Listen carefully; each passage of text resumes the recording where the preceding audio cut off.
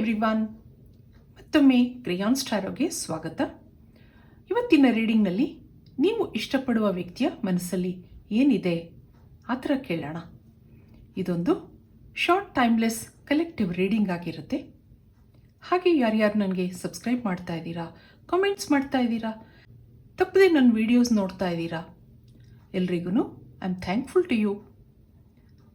ಮದುವೆ ಆಗಿರೋರು, ಮದುವೆ ಆಗಿಲ್ದಿರೋರು, ರಿಲೇಷನ್ಶಿಪ್ನಲ್ಲಿರೋರು, ಕ್ರಷಲ್ಲಿರೋರು, ಯಾರ್ಯಾರಿಗೆ ಅನ್ವಯಿಸುತ್ತೆ ಅವ್ರು ತಗೊಳ್ಳಿ. ಪಾಸಿಟಿವ್ ಆಗಿ ಯೋಚನೆ ಮಾಡಿ. ಈಗ ಏನು ಬರುತ್ತೆ ನೋಡೋಣ. ಇದೊಂದು ಕ್ಯಾಂಡಲ್ ವ್ಯಾಕ್ಸ್ ರೀಡಿಂಗ್ ಆಗಿರುತ್ತೆ. Universe, angels, please guide me. ಇವರು ಇಷ್ಟಪಡ್ತಾ ಇರುವ ವ್ಯಕ್ತಿ ಮನಸ್ಸಲ್ಲಿ ಏನಿದೆ?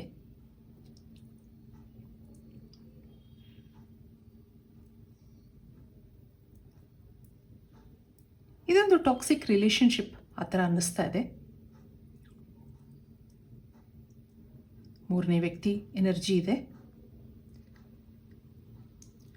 ಸಾಕಷ್ಟು ಕಾಂಪ್ಲಿಕೇಶನ್ಸ್ ಇದೆ.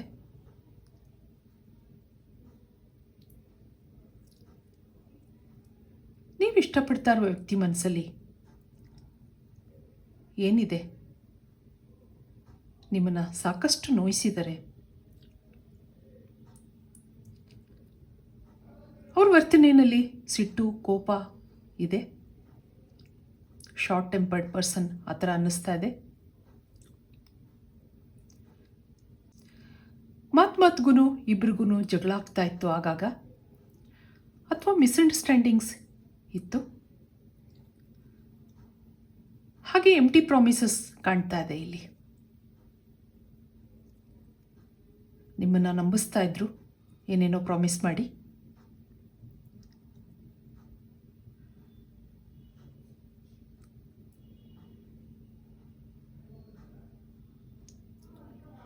ನಿಮ್ಮನ್ನು ಇಮೋಷನಲಿ, ಇನ್ನು ಕೆಲವ್ರಿಗೆ ಇಲ್ಲಿ ಫಿಸಿಕಲ್ ಆಗೂ ಹರ್ಟ್ ಮಾಡಿದ್ದಾರೆ. ಈ ಟೈಮಲ್ಲಿ ಇಬ್ಬರು ನೋ ಕಾಂಟ್ಯಾಕ್ಟ್ನಲ್ಲಿ ಇದ್ದೀರಾ. ಮೂರನೇ ವ್ಯಕ್ತಿ ಪ್ರಭಾವ ಕಾಣ್ತಾ ಇದೆ ಇಲ್ಲಿ.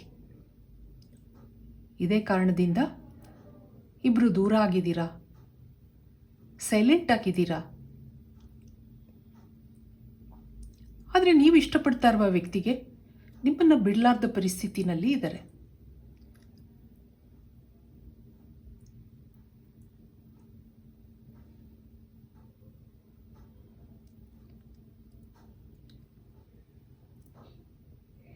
ಏನೋ ಇಮ್ಮೆಚ್ಯೂರಿಟಿ ಕಾಣ್ತಾ ಇದೆ ಇಲ್ಲಿ.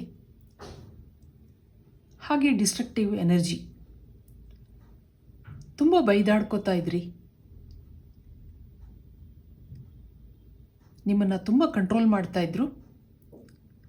ಈಗಲೂ ಅಷ್ಟೇ ನಿಮ್ಮ ಮೇಲೆ ತುಂಬ ಗಮನ ಇದೆ.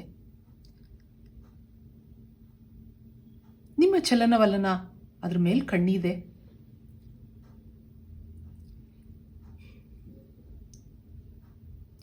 ಇಲ್ಲಿ ಕೆಲವರು ಡೈವೋರ್ಸ್ ತನಕನೂ ಹೋಗಿರ್ಬೋದು.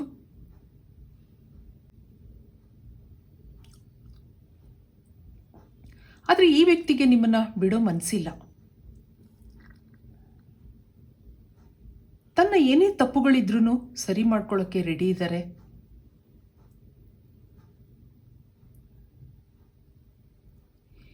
ಇಲ್ಲಿ ನೀವು ಫೈನಾನ್ಷಿಯಲಿ ಇಂಡಿಪೆಂಡೆಂಟ್ ಆ ಥರ ಅನ್ನಿಸ್ತಾ ಇದೆ. ಜಾಬಲ್ಲಿರ್ಬೋದು ಅಥವಾ ಬಿಸ್ನೆಸ್ ಮಾಡ್ತಾ ಇರ್ಬೋದು.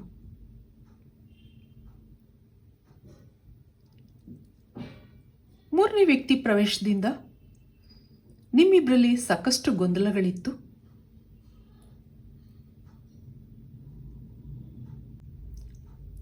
ಈ ವ್ಯಕ್ತಿ ನೀವು ಅಂದ್ಕೊಂಡ ಹಾಗೆ ಕೆಟ್ಟವರಲ್ಲ.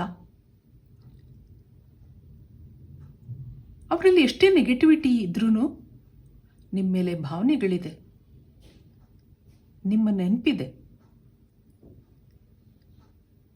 ಈಗೀಗ ಅವರ ಸಿಟ್ಟಿನ ಸ್ವಭಾವದಲ್ಲಿ ಬದಲಾವಣೆ ಬರ್ತಾ ಇದೆ.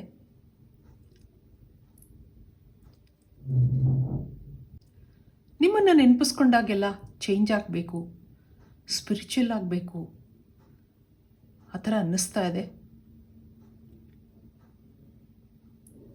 ಇದೆಲ್ಲ ಬಿಟ್ಟು ಒಳ್ಳೆ ಜೀವನ ಮಾಡಬೇಕು ಆ ಥರನೂ ಅನ್ನಿಸ್ತಿದೆ.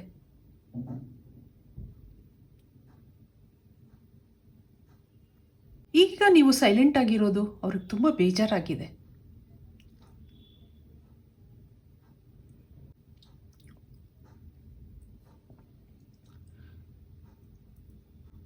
ನೀವು ಅವ್ರ ಜೊತೆ ಯಾವಾಗಲೂ ಮಾತಾಡಬೇಕು. ನೀವು ಜಗಳ ಮಾಡೋದು ಅಂದರೆ ಸಣ್ಣ ಪುಟ್ಟ ವಿಷಯಕ್ಕೆಲ್ಲ ಅವರಿಗೆ ರೇಗೋದು, ಅದನ್ನೆಲ್ಲ ಮಿಸ್ ಮಾಡ್ಕೋತಾ ಇದ್ದೀನಿ ಅನ್ನಿಸ್ತಾ ಇದೆ ಅವ್ರಿಗೆ. ಅಷ್ಟೊಂದು ಮಾತನಾಡ್ತಾ ಇದ್ದವರು ಮೌನ ಆಗಿರೋದು ಅವ್ರಿಗೆ ಇಷ್ಟ ಆಗ್ತಾ ಇಲ್ಲ. ಇದೆಲ್ಲ ಸರಿ ಮಾಡ್ಕೋಬೇಕು, ನಿಮ್ಮ ಜೊತೆ ಲೈಫ್ ಎಂಜಾಯ್ ಮಾಡಬೇಕು ಅನ್ನೋದಿದೆ.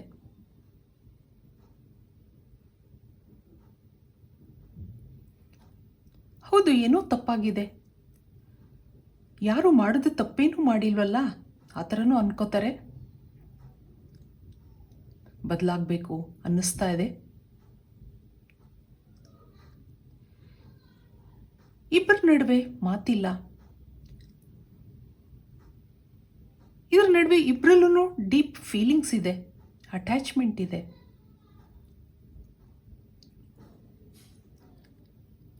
ಇಲ್ಲಿ ಗ್ರೋತ್ ರೇಟ್ ಸ್ಲೋ ಇದೆ.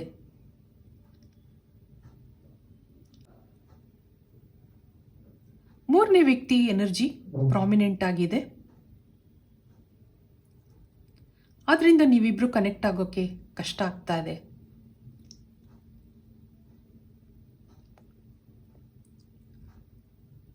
ಆದರೆ ಇಬ್ರಿಗೂ ಹೀಲಿಂಗ್ನ ಅವಶ್ಯಕತೆ ಇದೆ. ಬ್ರೋಕನ್ ಹಾರ್ಟ್ ಬರ್ತಾ ಇದೆ. ಇಲ್ಲಿ ಬ್ರೋಕನ್ ಹಾರ್ಟ್ ಇದೆ ನೋಡಿ.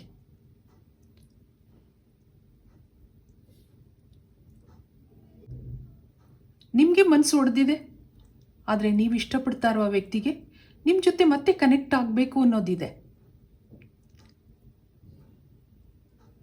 ನೀವಿಬ್ರು ಮತ್ತೆ ಕನೆಕ್ಟ್ ಆಗ್ತೀರಾ?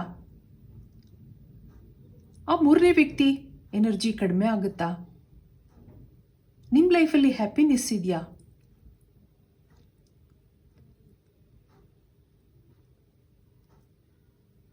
ನೀವು ಇಷ್ಟಪಡ್ತಾ ಇರುವ ವ್ಯಕ್ತಿಗೆ ನಿಮ್ಮ ಜೊತೆ ರೀಕನ್ಸಿಲಿಯೇಷನ್ ಮಾಡ್ಕೋಬೇಕು ಅನ್ನೋ ಒಂದು ಮನಸ್ಸಿದೆಯಾ? ನೋಡೋಣ, ಕಾರ್ಡ್ಸಿಂದ ಕ್ಲಾರಿಟಿ ತಗೊಳ್ಳೋಣ.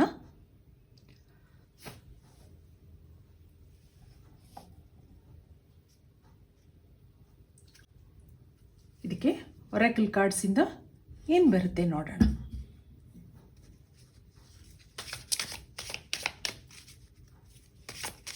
ಏನು ಮೆಸೇಜ್ ಇದೆ?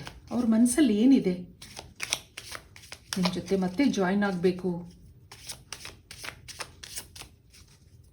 ಆ ಥರ ಏನಾದ್ರು ಹೇಳ್ತಾರಾ? ನೋಡೋಣ ಏನಿದೆ ಅಂತ. ಇಲ್ಲೊಂದು ರೊಮ್ಯಾನ್ಸ್ ಬರ್ತಾ ಇದೆ ನೋಡಿ. ನಿಮ್ಮನ್ನು ಮಿಸ್ ಮಾಡ್ಕೋತಾ ಇದ್ದಾರೆ, ನಿಮ್ಮ ಮಾತುಕತೆ ಎಲ್ಲನೂ ಮಿಸ್ ಮಾಡ್ಕೋತಾ ಇದ್ದಾರೆ ಅಂತ ಅಂದೆ. Express love through gifts. Wow, ನಿಮಗೆ ಗಿಫ್ಟ್ ಕೊಡಬೇಕು ಅಂತ ಅಂದ್ಕೊಂಡಿದ್ದಾರೆ. Ask for help. ಮತ್ತೊಂದು demonstrate love. Final card true love ಬರ್ತಾ ಇದೆ ನೋಡಿ. ಐ ಲವ್ ಯು ಮೆಸೇಜ್ ಇದೆ ಬಾಟಮ್ನಲ್ಲಿ. ಇಬ್ರಿಗೂ ಡೀಪ್ ಫೀಲಿಂಗ್ಸ್ ಇದೆ ಅಂತ ಹೇಳಿದೆ ನಾನು. ಅವರೊಂದು ರೊಮ್ಯಾಂಟಿಕ್ ಮೂಡ್ನಲ್ಲಿದ್ದಾರೆ. ನಿಮಗೆ ಗಿಫ್ಟ್ ಕೊಡ್ತಾರೆ ಆ ಥರನೂ ಇಲ್ಲಿ ಮೆಸೇಜ್ ಇದೆ. Ask for help. ನಿಮಗೆ ಹೀಲಿಂಗ್ನ ಅವಶ್ಯಕತೆ ಇದೆ ಅಂತ ಹೇಳಿದೆ. ಹಾಗೆ ಮ್ಯಾನಿಫೆಸ್ಟ್ ಮಾಡ್ಕೋತೀರಾ? ಆ ಮೂರನೇ ವ್ಯಕ್ತಿ ಎನರ್ಜಿ ಕಡಿಮೆ ಆಗ್ತಾ ಬರುತ್ತೆ. ಅದರಿಂದ ಇಲ್ಲೊಂದು ನಿಜವಾದ ಭಾವನೆಗಳಿದೆ, ಡೀಪ್ ಫೀಲಿಂಗ್ಸ್ ಇದೆ. ಇದು ಇವತ್ತಿನ ರೀಡಿಂಗ್ ಆಗಿರುತ್ತೆ. ನನ್ನ ರೀಡಿಂಗ್ ಇಷ್ಟ ಆಗಿದ್ದರೆ please like, share and subscribe. Thank you for watching. Have a nice time.